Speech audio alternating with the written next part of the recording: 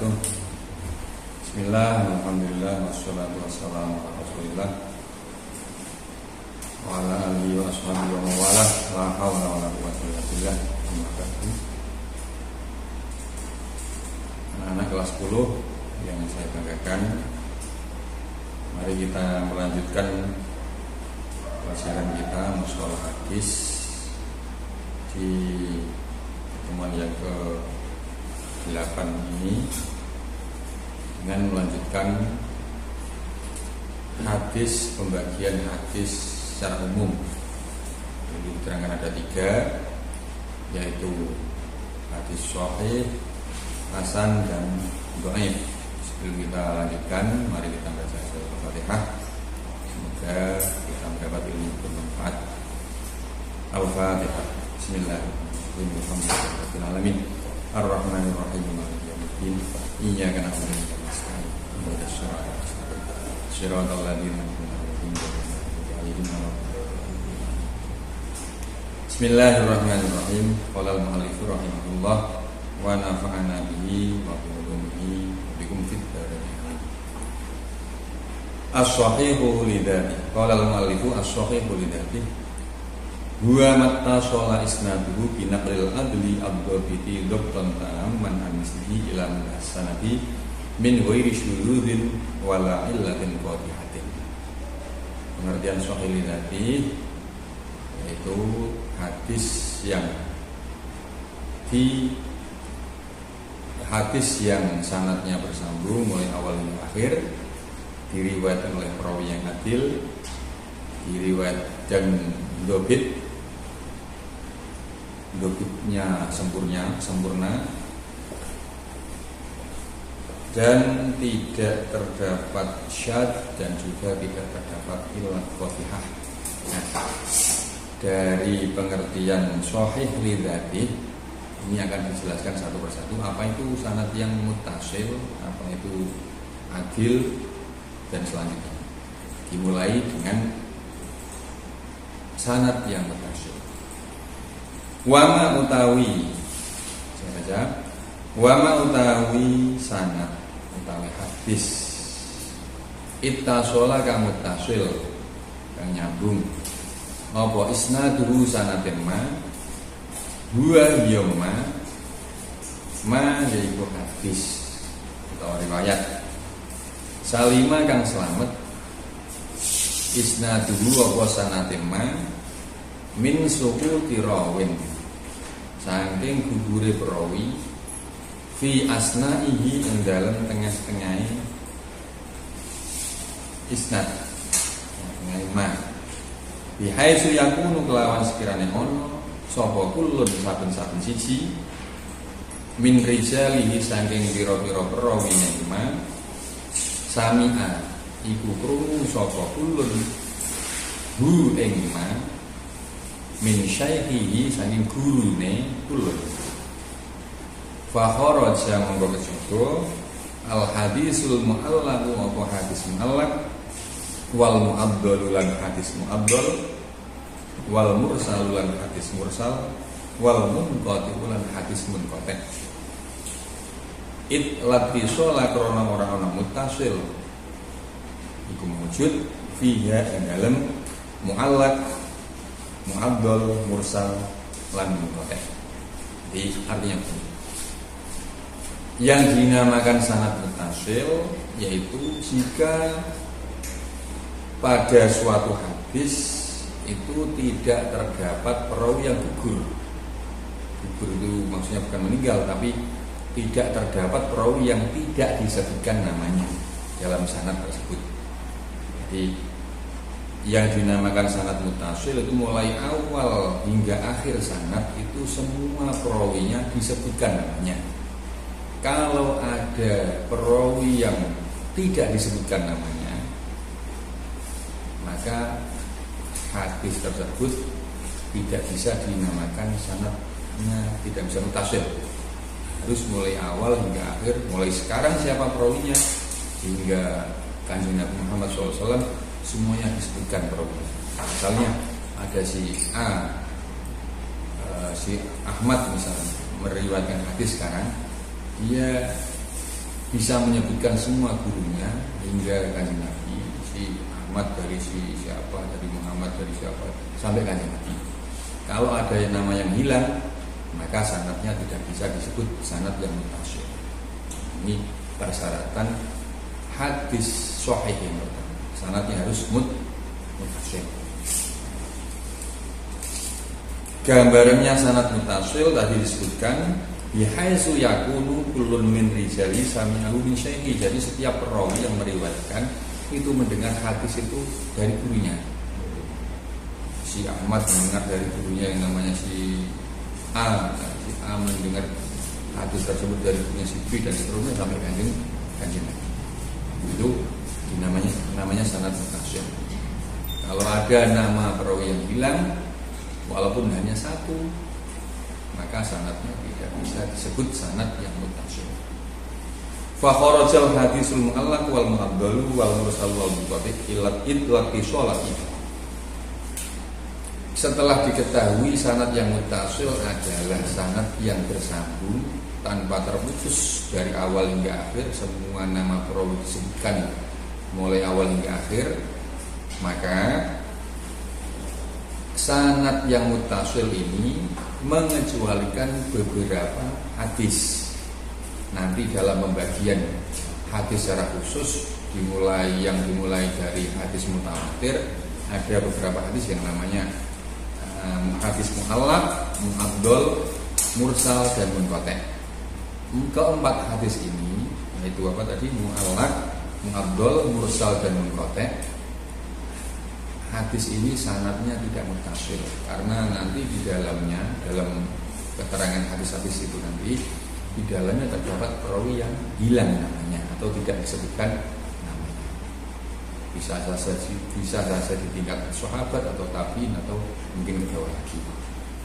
4 hadis tersebut sanadnya tidak mutasyir atau bisa dikatakan hadis mu'allaq, mu'addal, mursal dan munqati' itu bukan termasuk bagian dari hadis sahih. Terus selanjutnya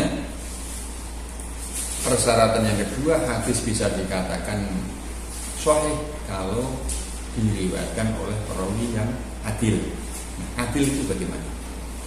Wal murad utawi kang den karepake bil adli kelawan adil, adlur riwayati iku adil riwayate.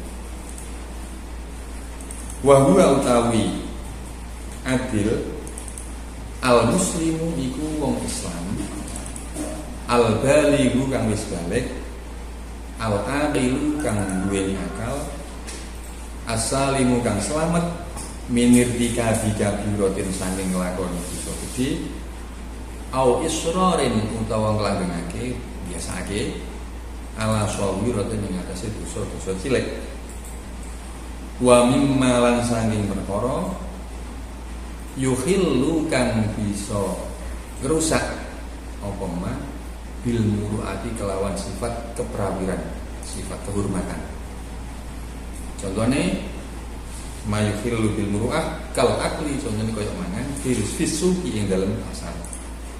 Wal masyi lan mlaku hafian hale neraja. Au arir roksi utawa ora nganggo tutup sirah. Ibaratnya kalau orang laki-laki ya biasa tidak pakai peci, kalau perempuan ya tidak biasa pakai mukena atau kerudung. Fa kharaja mongko kejaba al fasiku sapa wong fasik, wal majhulu lan wong kang ora den weruhi, apane ainan kahanane au halan utawa tingkae lindifa'il adalati krana ora anane sifat adil.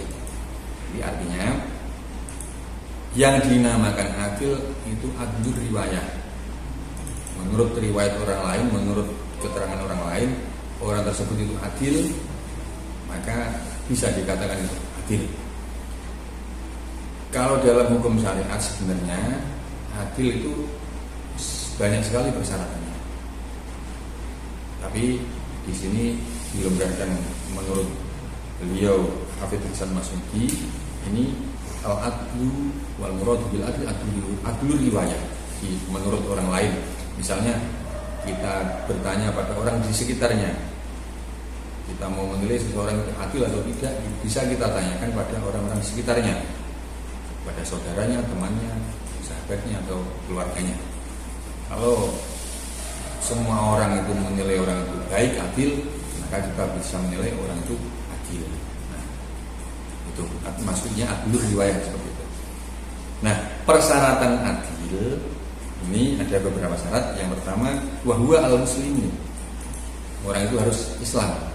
Ini karena ini adil menurut hukum syariat Islam, maka persyaratan pertama yang dinamakan orang adil itu harus orang Islam. Ini otomatis mengecualikan orang selain orang Islam atau non Muslim dalam hukum syariat Islam itu tidak bisa dikatakan sebagai orang adil. Gitu. Wa al-balighu sang balik. Yang kedua persyaratan orang adil dalam hukum syariat itu sudah balik. Berarti otomatis mengecualikan orang atau anak yang belum balik.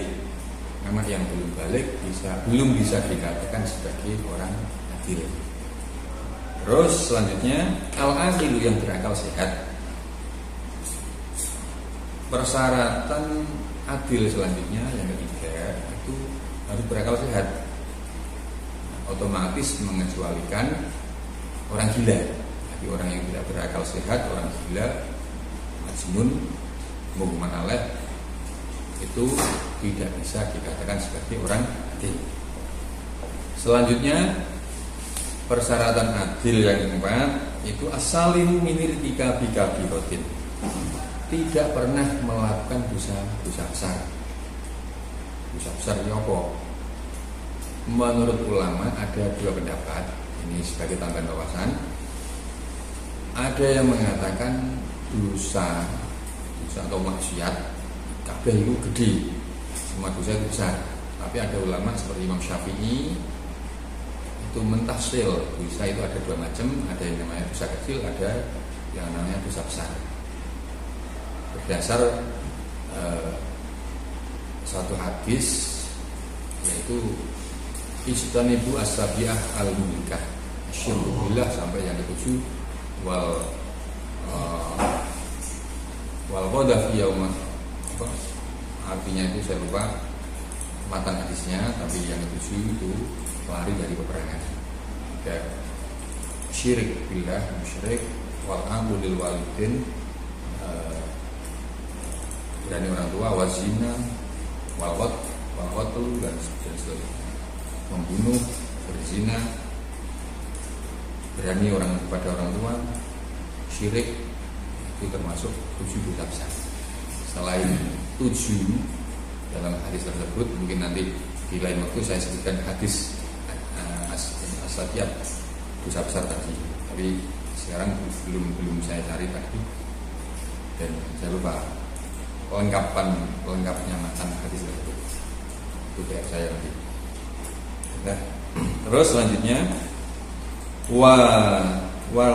au isra ala shawiratin, termasuk persyaratan seseorang bisa dikatakan sebagai orang adil itu tidak membiasakan dosa-dosa kecil, tidak pernah melakukan dosa besar, dan juga tidak membiasakan dosa-dosa kecil. Secara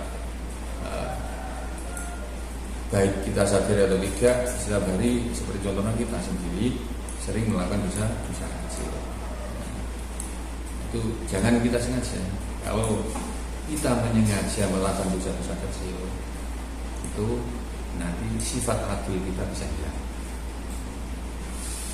Wa mimma yukhillu bil muru'ah, dan selanjutnya orang syarat sebagai orang adil itu tidak merusak sifat muru'ahnya sendiri.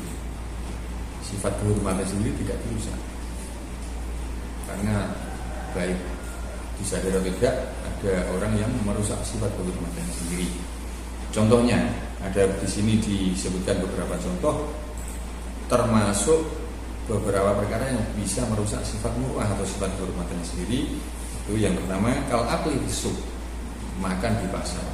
Makan di pasar ya kayak wong edan, enggak punya rasa malu, orang diisin.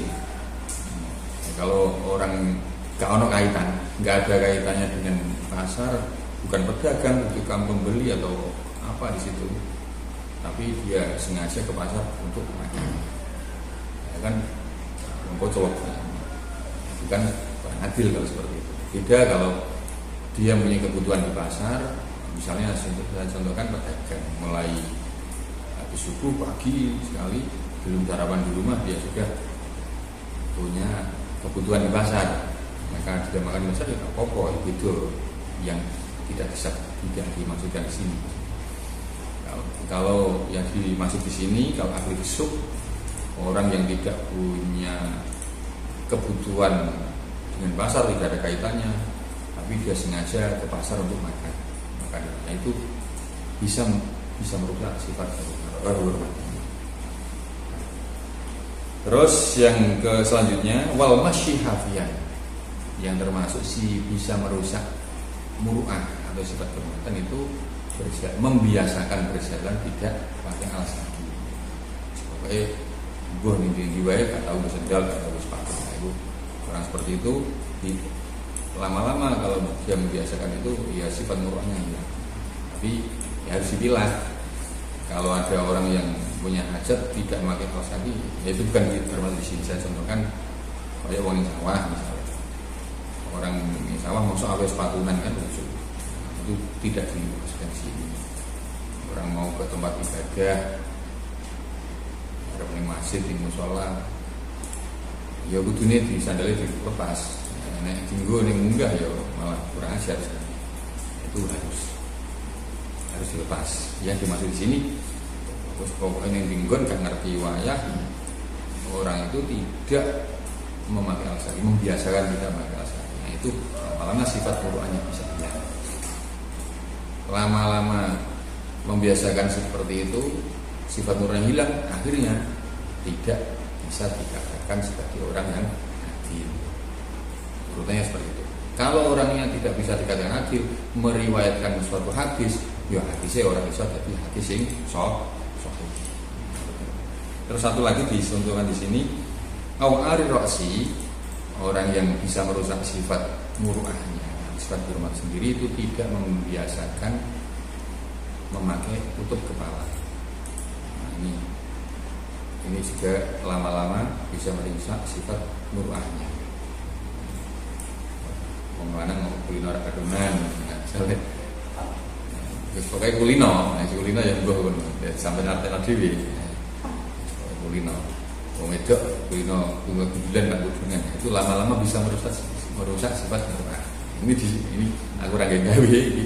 Lah ini apa yang saya katakan apa sing ono untuk kita, ono dasar. Ya, kalau sedikit cerita yang menarik mengenai contoh ini. Pernah suatu ketika, ini waktunya tambah dikit ya. Pernah suatu ketika dulu udah lama sekali saya pernah melihat di Yai Sepuh Mbah Yai Saroni, sekarang beliau juga masih hidup, di satu majelis akad nikah. Ini saya buat dulur apa saya lupa, terus sudah lama di majelis akad tersebut sudah ditunggu, beliau sudah ditunggu. Setelah beliau rawuh hadir, majelis akad mau dimulai. Sudah diaturi mulai akad tersebut kan biasanya orang digawe sing ngagetno ngundang kiai kan seperti itu. Ya, beliau diaturi ngagetno nganten calon nganten. Sudah mau mulai tapi beliau belum kersa mulai. Akhirnya waktu tertunda terus. Nah, IP ya wis ora patek sabar gitu ae. Sampai kesundul jamin begini. Nah, ternyata setelah beberapa menit, setelah 10 menitan tertunda, beliau oleh yang punya hajat atau keluarganya dipun milai, tapi akhirnya beliau berkata, ternyata setelah ditanya siapa calon ngantennya, saksinya siapa, ada. Nah itu kan saksi ada 2. Ternyata salah satu saksi itu tidak pakai peci. Nah, itu tuh yang jadi masalah ternyata di situ. Nah, itu beliau akhirnya berkata, iki saksi ini kan gue kedusnya gue tak mulai. Nah, itu saya ingat sampai sekarang. Ternyata sampai beliau sepuh itu sampai hati-hatinya itu sampai seperti itu. Nah, ini artinya begini. Tadi di sini disebutkan orang yang tidak membiasakan pakai tutup kepala itu kan sifat muruahnya bisa hilang. Akhirnya tidak bisa dikatakan sebagai orang adil. Padahal saksi-saksi seperti itu kan dalam hukum syariat itu disuruh hati-hati. Jangan sampai yang menjadi saksi itu bukan termasuk orang adil. Bahkan pakai peci saja diperhatikan oleh beliau. Ini sebagai pelajaran untuk kita. Ini saya ulang, ada beberapa termasuk yang menghilangkan sifat muruah itu tidak membiasakan pakai tutup kepala. Nah, ini beberapa kriteria seorang bisa dikatakan sebagai orang yang adil.